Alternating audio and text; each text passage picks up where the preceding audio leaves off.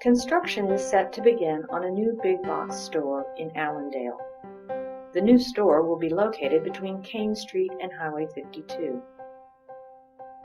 The county commissioners have asked Tom, the county road supervisor, to review the access plans for the store.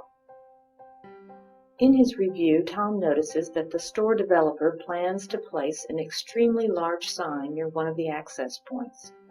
This will limit the sight distance of motorists exiting the driveway, and it will create a potentially hazardous traffic situation. Tom makes a note of the issue and thinks about some solutions that he would recommend to avoid the situation. He also draws up a simple diagram that illustrates the sight distance issue at the intersection. The next day, Tom presents his report and recommendations to the county commissioners, who support his findings. After some discussion, the commissioners agree that Tom will present his recommendations for solving the access issue to the project developer.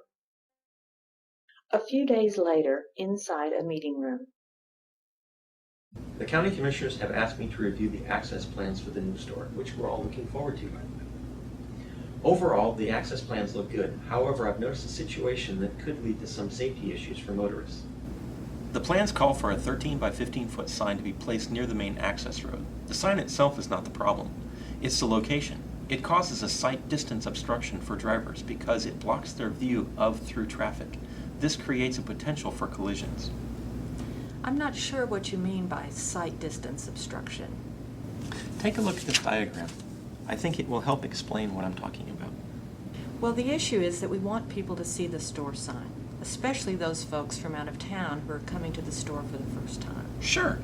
And there are some alternatives we could consider that will still meet your needs, but also remove potential unsafe access. What do you suggest? One option would be to relocate the sign. Just moving it back from the road 3 yards would remove any sight obstruction.